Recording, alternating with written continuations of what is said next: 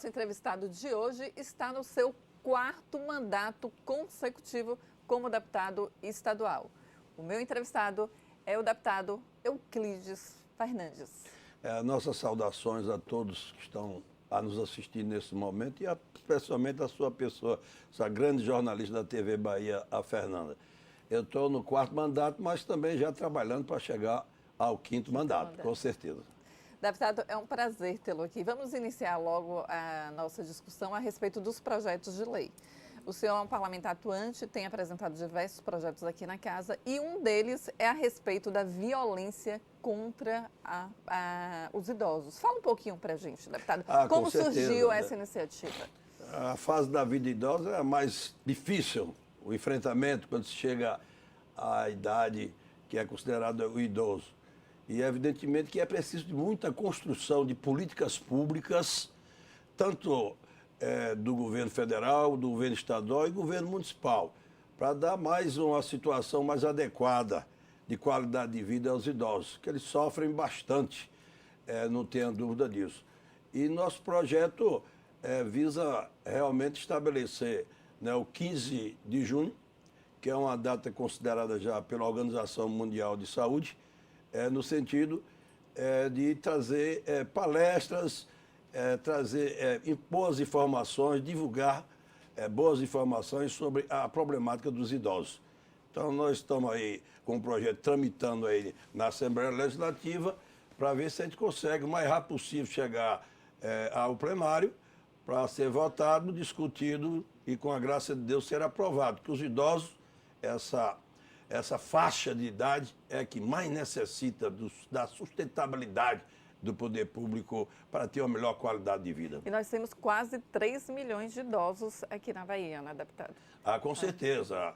E que falta muito nesse país, até às vezes, não é de maneira bem diminuta, até das próprias famílias, que às vezes abandonam o idoso, bota numa entidade, aí não priva daquele ambiente familiar, naquela idade, tanto que ele precisava de carinho, de afeto de todos, principalmente dos familiares. Deputado, como está a tramitação desse projeto? Em qual colegiado está?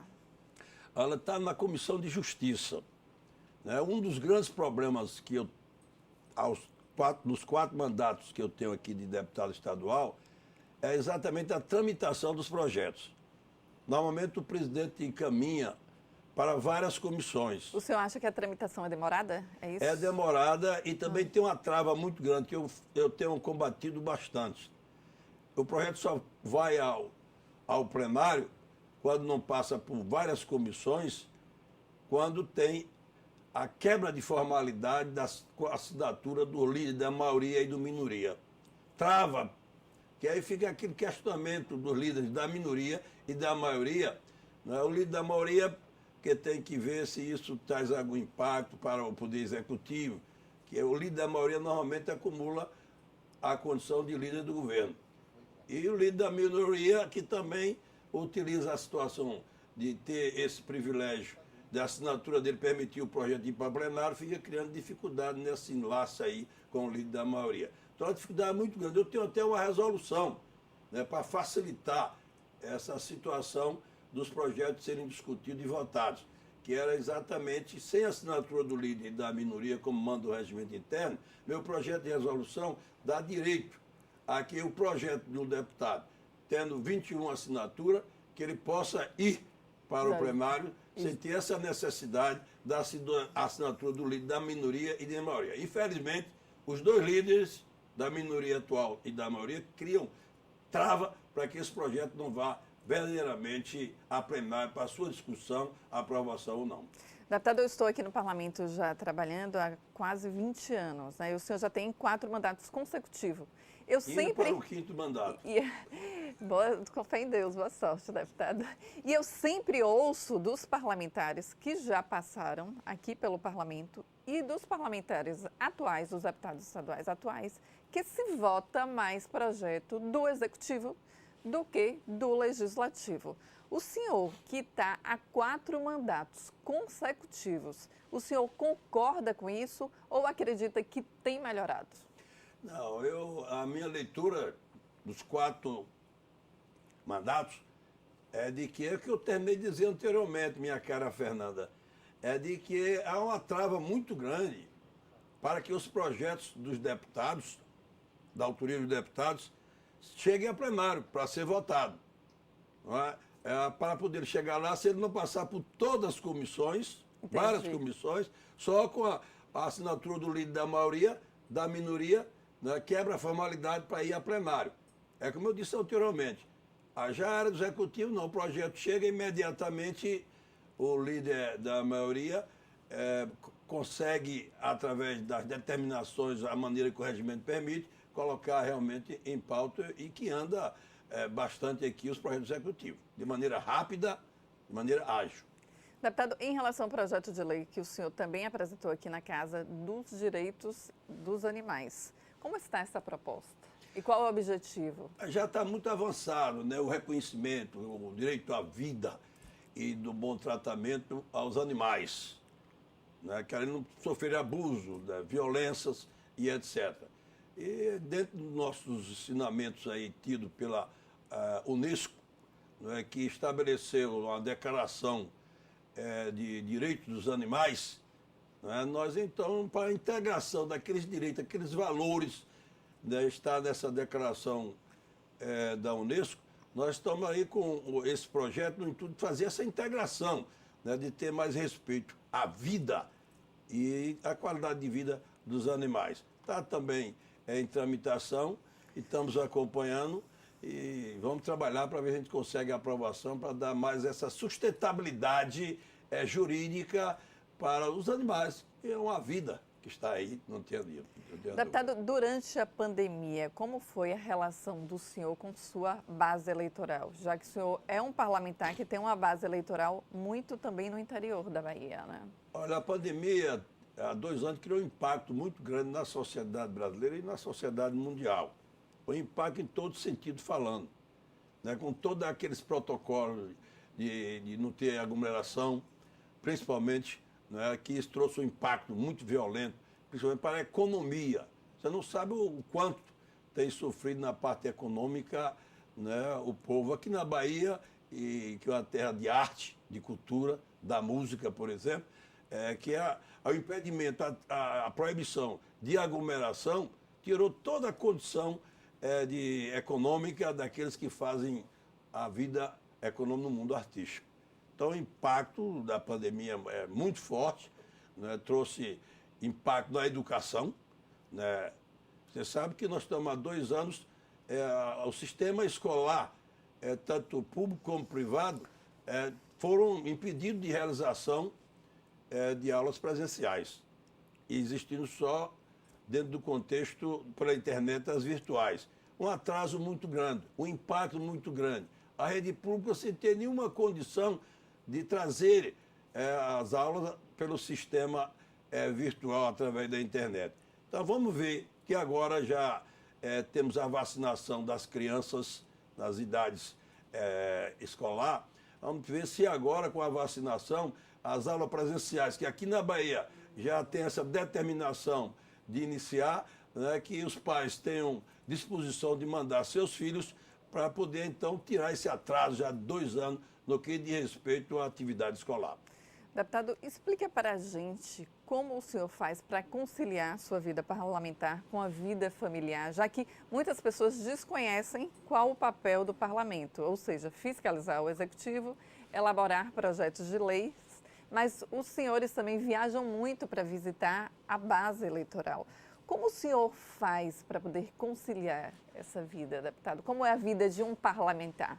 Explica, porque muitas vezes o parlamentar toma café com a liderança, depois almoça com o prefeito, janta com o governador, então é sempre essa vida muito corrida, né? O jantar com o governador é mais difícil, minha cara Fernanda.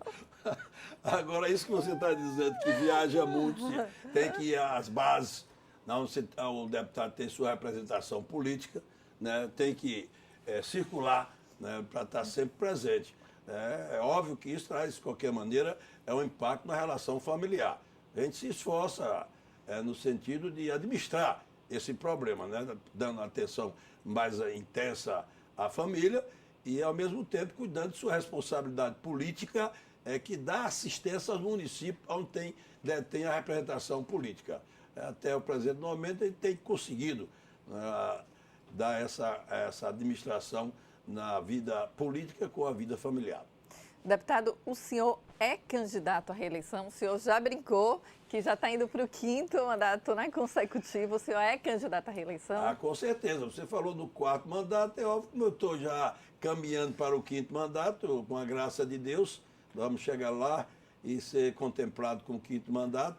Não é? E tem se esforçado bastante, né? Tem trabalhado muito para isso. Então, nós estamos no 4º mandato, nós até o presente momento, a gente tem se esforçado bastante, a gente tem procurado levar as políticas públicas, os programas do governo do Estado para os municípios que a gente representa eleitoralmente. A gente, pelo menos, a gente tem recebido muita receptividade, achando que somos um deputado do trabalho, um deputado também que é conhecido em todo o estado da Bahia, que trabalha e cumpre com a palavra. Isso me deixa de alegria e de satisfação. Deputado, o senhor está no PDT, mas a gente, antes de falar a respeito do PDT, a gente vai para um breve intervalo e voltamos já falando sobre o PDT, ok? Ok. A gente volta já já.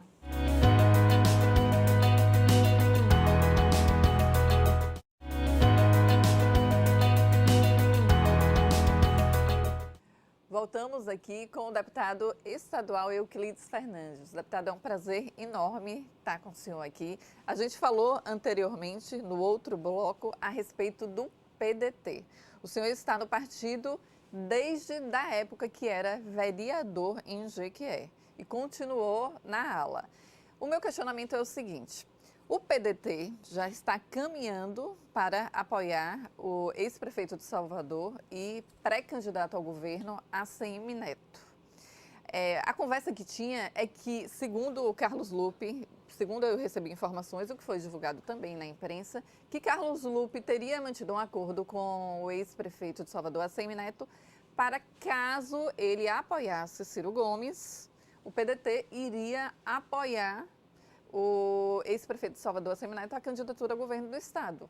Mas mesmo ACM Neto não apoiando Ciro Gomes, que a ACM Neto já declinou, né, do apoio, manteve e parece que está caminhando para apoiar. O meu questionamento é o seguinte: o senhor concorda com isso? Observe, né, nessa história do PDT e essa aliança com a ACM Neto, a sua origem, ela vem na eleição municipal de Salvador, Bruno Reis. E a base disso tudo foi a candidatura de Ciro Gomes a presidente da República. Então, houve umas conversações, um diálogo do presidente do PDT, o Lupe, com o ACM Neto, que era presidente nacional do DEM, no sentido de trazer o apoio para a candidatura de Ciro Gomes a presidente da República e dar a sustentação aqui na Bahia ao ACM Neto. E isso foi feito na eleição municipal, inclusive o prefeito da época, ACM Neto, colocou pessoas dentro do PDT da sua estreita confiança, como o nosso secretário da Saúde, Léo Prats, e como também a vice-prefeita que foi para a chapa para as eleições, que também ela entrou através do projeto de ACM Neto. Então, dentro desse contexto, no início das conversações, para poder a ACM Neto apoiar o Ciro Gomes a presidente da República e o PDT ter o apoio aqui do DEM, né, a nível nacional, não é? A ACM avançou dentro do PDT aqui na Bahia e hoje ele tem uma construção muito forte. E a relação lá com o Lupe, que é o presidente nacional do partido, não é? Isso que deu essa construção, não é, ampla aí no sentido de o DEM apoiar o Ciro, né? E aqui o PDT está ao lado dos projetos políticos de ACM Neto, no caso específico atualmente para o governo do Estado. Mas o PDT hoje está muito integrado ao ACM Neto. O nosso presidente estadual, que é o Félix Mendonça, não é, que é muito integrado, já tem pessoas dele, já dentro do contexto da Prefeitura Municipal aqui de Salvador, que é comandada por Bruno, não é, um aliado de ACM Neto. Então, a situação realmente hoje do PDT é essa mudança de rumo político. Que o PDT tem uma história com o grupo dominante do estado da Bahia. O senhor acha que está mudando a história, então, do PDT indo apoiar ACM Neto? Não, o PDT está mudando automaticamente. É. Desde da eleição municipal de Bruno Reis, que houve uma mudança, contrariando a aliança que tinha o PDT desde 2006, quando apoiou Jacques Wagner. E depois na reeleição de Jacques Wagner, na eleição de Rui Costa, na reeleição de Rui Costa. Uma integração total do PDT. Agora o PDT está tomando outro rumo, com impacto dentro do processo político muito forte. Então nós temos aí o mês de março, dia 1º a 2 de abril, nós temos a chamada janela, que é a justiça eleitoral do nosso país. Permite ao Poder Legislativo, os membros, deputados estaduais e federais, poderem mobilizar, sair de sua agremiação partidária e ir para outra agremiação, sem prejuízo de ter infidelidade partidária ou do seu mandato, é evidentemente nesse momento aí que vamos ver uma decantação não só do PDT, como de todos os partidos. Aquelas insatisfação com os programas que houve mudança dos partidos, a linha dos partidos mudou sua rota, aqueles que não aceitarem poderem sair do seu partido e ir para outra agremiação que se identifique mais com suas posturas políticas. O senhor pretende deixar a ala? Pretende deixar o PDT? Sim. Olha, eu não desejaria deixar o PDT, é o partido do meu coração, dentro do contexto da minha vida desde vereador do município de Jequié, por vários mandatos, como 4 de deputado estadual, dentro das identificações dos programas do PDT, voltado para a educação, voltado para o trabalhismo, que é uma coisa muito importante para o cidadão brasileiro. Mas, infelizmente, não é, em março eu vou ter que analisar toda a situação política que se constituiu dentro desse contexto e tomar minha posição, né, e saber se permaneço no PDT ou se vou para outra agremiação que eu encontro com mais identificação com minha postura política. Eu vou fazer o mesmo questionamento que eu fiz com o deputado estadual Roberto Carlos, que é seu colega também de partido. Quais os partidos já têm procurado o senhor? Já tem essa procura? O senhor é um deputado estadual atuante, está no seu 4º mandato consecutivo. Quais são os partidos que já têm procurado o senhor? O senhor pode falar? Eu estou esperando aí realmente chegar o mês de março, que é o momento que a legislação eleitoral permite a gente adentrar na conversa e chegar a uma decisão. Não tenho ainda a preocupação ainda a nível de busca de partido. Não é? Vamos esperar chegar aí realmente de 1º a 2 de abril para poder, então, tem tempo para se conversar, se a gente resolver realmente sair do PDT, de buscar, então, no diálogo, na conversa com outras agremiações partidárias, que mais se identifica com nossa posição política, para tomar decisão. Eu estava ouvindo uma entrevista do senador da República, Jacques Wagner, e ex-governador da Bahia, ele falando justamente sobre o PDT.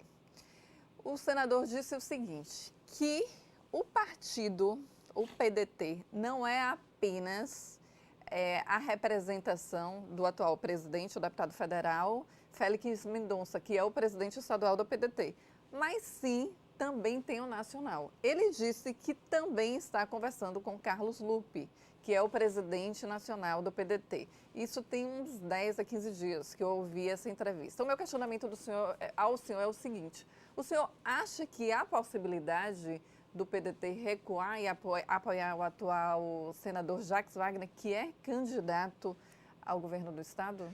Seria uma situação um pouco complexa, complicada, não é? Porque o PDT, na minha leitura, o PDT hoje está totalmente sobre o comando do ACM Neto. Não é? O presidente realmente já está integrado à gestão municipal de Salvador. Não é? Temos a vice-prefeita também ligada ao ACM Neto. Não é? O Léo Pratos também um candidato a deputado federal ligado ao ACM Neto.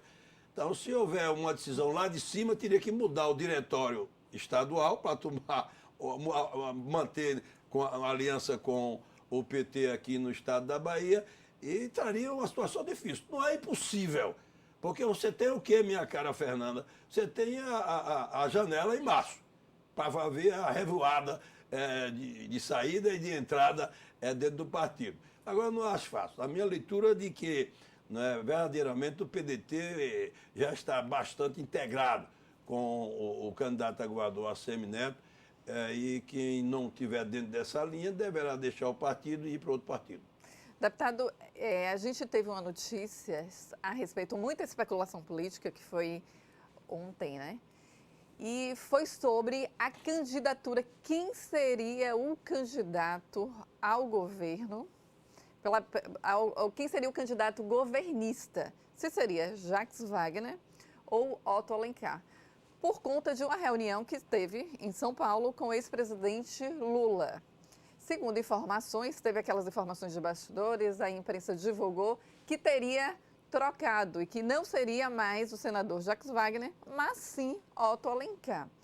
Qual a opinião do senhor? Mas aí foi desmentido. Qual a opinião do senhor sobre essas especulações que todo dia acontecem na imprensa? Qual a opinião do senhor? O senhor que é um parlamentar governista. Olha, dentro do sistema dominante comandado pelo governador Rui Costa, é evidentemente de que houve já uma manifestação pública de Jacques Wagner, senador Jacques Wagner, no sentido de ser candidato ao governo, por total receptividade por parte do PT e por parte, evidentemente, do Otto Alencar. Essa reunião que teve, que você está colocando aqui, o próprio Otto Alencar disse que não tinha pretensão de sair candidato a governo. Ele queria mesmo a vaguinha dele de senador, continuar senador, que destruiu toda essa busca dessa arrumação nova, botando o Otto como cabeça de chapa e tirando Rui para ser candidato a senador no lugar de Otto. E o vice-governador para o PP indicar, e Leão assumiu o governo temporário aí, que seria de 2 de abril até o término do governo.